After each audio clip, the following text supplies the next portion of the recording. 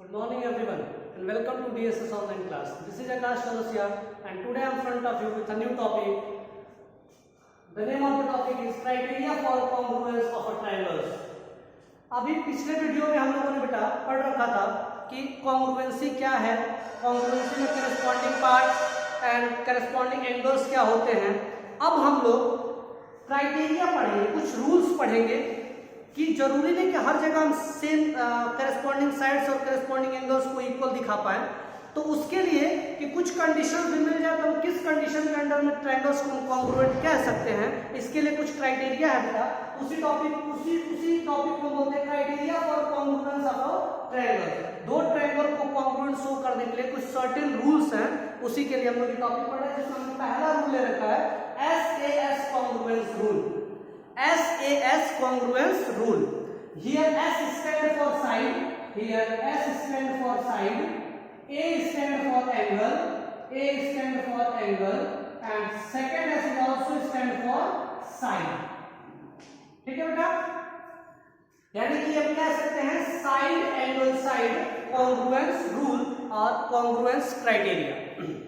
तो इस क्राइटेरिया में क्या होता है बेटा कि किसी भी दो ट्रायंगल के अगर दो साइड और उससे इंक्लूडेड एंगल आपस में इक्वल हो जाए, किसी एक ट्रायंगल के, सपोज करो कि ट्रायंगल हमको क्या मिल गया है ए बी और सी, हमारे पास एक ट्रायंगल है और एक ट्रायंगल क्या है बेटा पी क्यू आर। अगर इस क्राइटेरिया के अंडर में से ट्रायंगल को कॉन्ग्रुएंट कहना होगा तो क्या क्या कंडीशन इसे होल्ड करना होगा बेटा। ये भी इसका देखिए, इस रूल्स का स्टेटमेंट देखिए क्या कहता है कि two triangles are congruent if two sides and the included angle, two sides and the included angle का सेंस आप लोग समझ पा रहे हैं बेटा। two sides and included angle का सेंस क्या आप समझ पा रहे हो? कुछ हमारे पास एग्जांपल दिखे उस तरह का कुछ कर दो। जैसे सपोज करो इसके एक एज को ले लो कि क्या है बेटा ये कि एक ट्रायंगल का साइड है और दूसरा साइड में इस पेन को ले लो बेटा।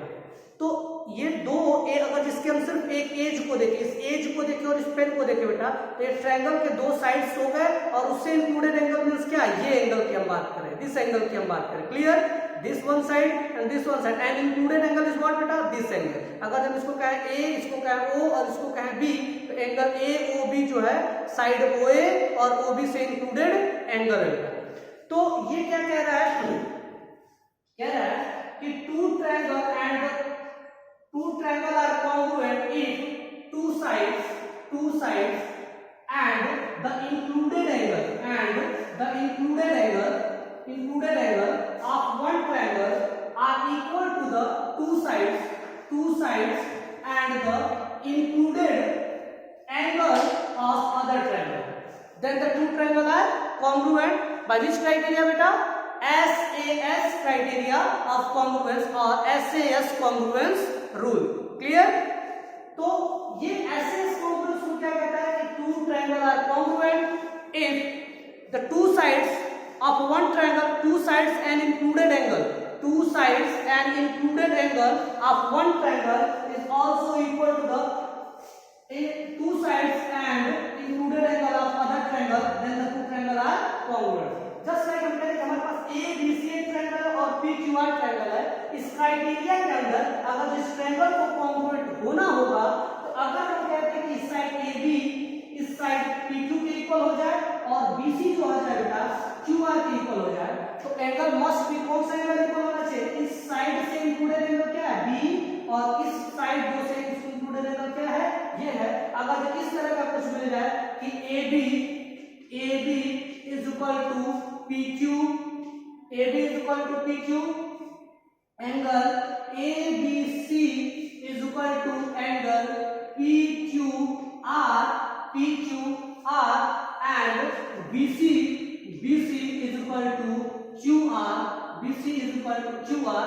So here we get two side and included angle of one triangle is also equal to second triangle, then these two triangle क्या हो जाएगा बेटा, triangle ABC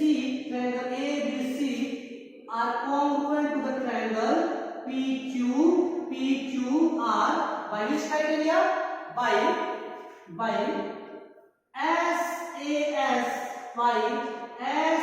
SAS congruence rule कही है, congruence criteria कही है, congruence rule by SAS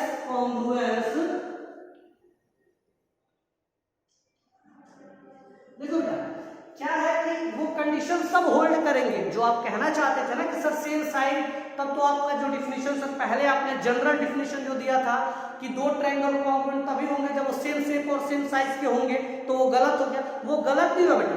आज आप लोग क्या करिएगा, आप 3 रॉड्स लीजिएगा। आप लोग क्या करिएगा, 3 रॉड्स लीजिएगा बेटा। बाय प्रैक्टिकली थोड़ा सा आप आज वर्क करिएगा। 3 रॉड्स लीजिएगा। 3 इसमें से एक रॉड, 2 रॉड क्या लीजिएगा, सेम लेंथ का लीजिएगा। एक रॉड और एक रॉड, 2 सेम लेंथ का हो गया। और फिर एक और दो और रॉड लीजिएगा, वो भी क्या करिएगा, सेम लेंथ का लीजिएगा। और दोनों का इंक्लिनेशन आप क्या करिएगा, दोनों का इंक्लिनेशन आप इक्वल रखिएगा। दोनों, अगर इसको इस रॉड से इस रॉड के बीच में आप इंक्लिनेशन का जो 60 डिग्री का रखिएगा, तो आप इस साइड और इस साइड के बीच की इंक्लिनेशन को भी क्या रखिएगा, 60 रखिएगा। क्लियर?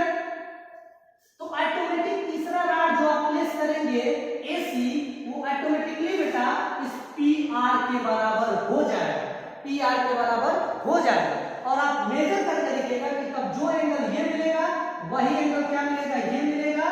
और जो एंगल ये मिलेगा वही एंगल क्या मिलेगा, ये मिलेगा। तो फाइनली सब कुछ वही हो रहा है। Corresponding angles and corresponding sides are equal हो रहा है, लेकिन हर जगह उतनी बात को दिखा पाना, हर जगह प्रैक्टिकली एक्सप्लेन कर पाना टफ है। तो हम लोग उसके लिए क्राइटेरिया बना रहे हैं कि बस इतने बात भी अगर हम शो कर दें कि दो साइड्स और उससे इंक्लूडेड एंगल, किसी दो ट्रायंगल के अलग अलग दो ट्रायंगल के दो साइड और इंक्लूडेड एंगल आपस में इक्वल हो जाए, तो इस क्राइटेरिया को, इस ट्रायंगल को हम क्या कह सकते हैं, कॉन्ग्रुएंट कह सकते हैं बाय SAS कॉन्ग्रुएंस रूल। क्योंकि ये जैसे ही दो साइड और इंक्लूडेड एंगल इक्वल हो रहे हैं, अगर जो बाय प्रैक्टिकली देखें तो अदर साइड्स और उनसे इंक्लूडेड एंगल्स भी क्या हमें मिल रहे हैं, इक्वल मिल रहे हैं। ठीक है, अदर साइड और उससे इंक्लूडेड एंगल भी इक्वल मिल रहा है। तो हमारी जो प्रीवियस थी विदाउट एनी क्राइटेरिया वाली जो डिफिनेशन थी कि 2 triangle are congruent if and only the corresponding sides are equal and corresponding angles are equal are justify, तब वो क्या हो जाएगा बेटा, जस्टिफाई हो जाएगा हमारा। ठीक है, तो हम बार बार उतनी सारी कंडीशंस को शो करने के लिए क्वेश्चन बड़े हो जाएंगे ना।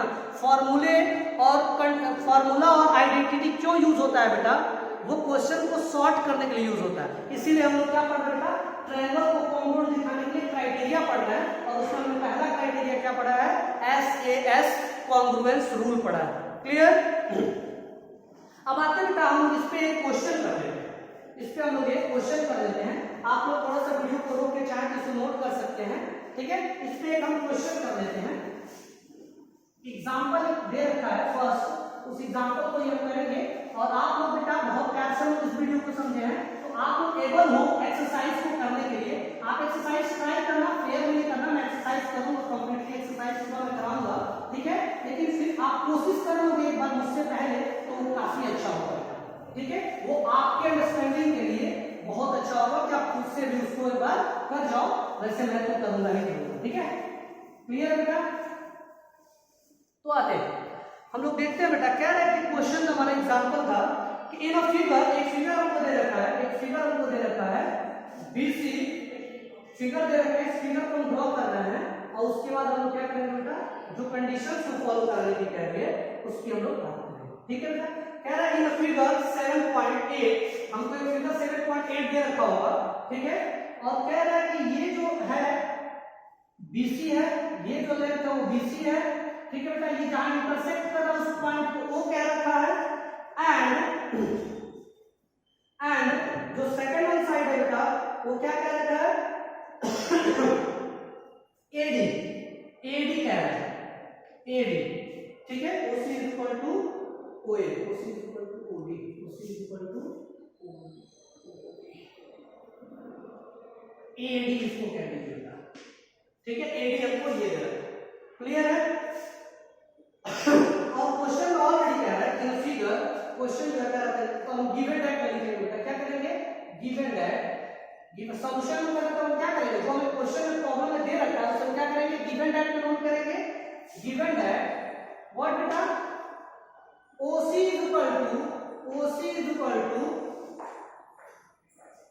OD, OA is equal to OB। ठीक है, चलिए इस कहानी को हम लोग इधर किनारे करके छोड़ देते हैं। और एक और बात बोला बेटा कि angle BOC is equal to AOD कह रहा है, BOC is equal to DOA कह लीजिए, is equal to angle DOA। Clear है? अब आते हैं बेटा, इसको अगर हम प्रूफ करें तो क्या करेंगे, हम सबसे पहले क्या लिखेंगे बेटा, हम इस ट्रायंगल को कॉमन दिखाएंगे। किस ट्रायंगल को? ट्रायंगल BOC को और ट्रायंगल AOD को, ट्रायंगल AOD और BOC को कॉमन दिखाना। we have to show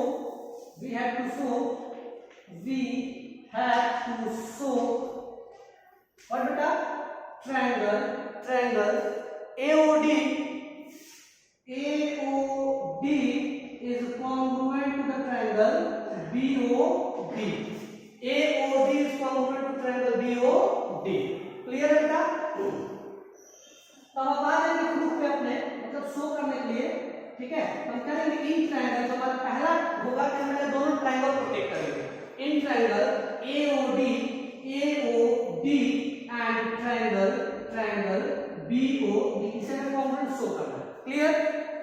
अब देखिए बेटा, हमें क्या है कि OC is equal to OD और OA is equal to OB हमको इक्वल ऑलरेडी दे रखा है, ठीक है बेटा। तो ट्रायंगल AOD में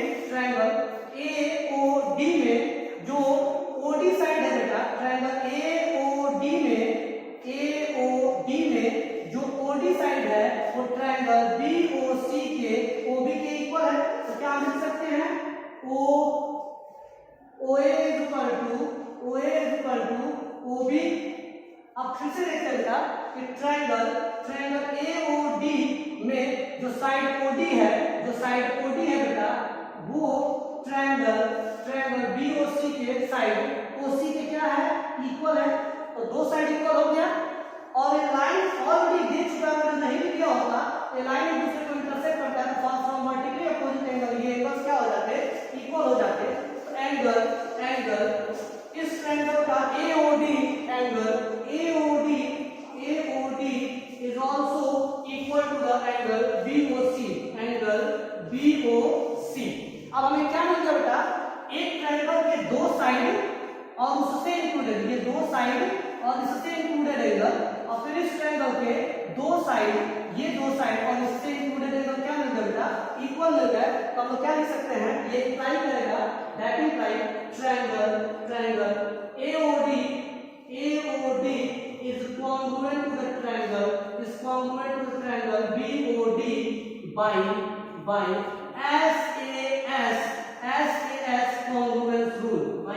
SAS congruence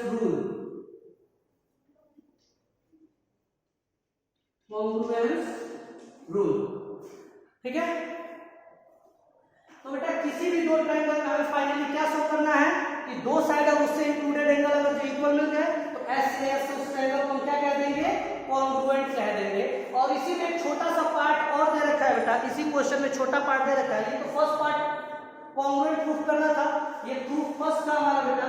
और इसी में सेकंड पार्ट क्या कह रहा था, सेकंड पार्ट कह रहा था कि आप शो करिए, सेकंड पार्ट ये कह रहा था कि आप शो करिए कि जो BC है, AD जो है, शो करिए, सेकंड जो प्रूफ था, सो AD पैरेलल BC। अब मेरी बात सुनो, अगर जो दो ट्रायंगल कॉन्ग्रुएंट हो गए, इसका सेंस क्या है, दो ट्रायंगल कॉन्ग्रुएंट हो गए तो इसका सेंस क्या है बेटा, कि करस्पॉन्डिंग पार्ट्स उसके क्या हो गए होंगे, इक्वल हो जाएंगे, यानी कि corresponding sides and corresponding angles क्या हो गए होंगे, इक्वल हो गए होंगे। तो हम सेकंड प्रूफ में लिखेंगे, सेकंड के प्रूफ के लिए हम लिखेंगे बेटा, from first triangle AOD is congruent to the triangle triangle AOD is congruent to the triangle BOC होगा बेटा, BOC, ठीक है, BOC। तो ये क्या इंप्लाई करेगा बेटा, ये इंप्लाई करेगा कि all corresponding angles and all corresponding sides are equal. तो ऑल करस्पॉन्डिंग एंगल्स की अगर हम बात करें तो क्या इसको देखा जाए तो इसका अगर हम ये एंगल ले रहे हैं बेटा, ये किसके इक्वल हो जाएगा, इसके इक्वल हो जाएगा। क्यों? क्योंकि जरा इस ट्रायंगल को तुम इस पे लेके आओ, इस ट्रायंगल को जब उल्टा करूंगा फिर एक बार रोटेट करोगे तो हूबहू ये इसी पे मिलेगा। तो एक कॉर्नर है वो बी के साथ मिलेगा, तो ये जो है करस्पॉन्डिंग एंगल से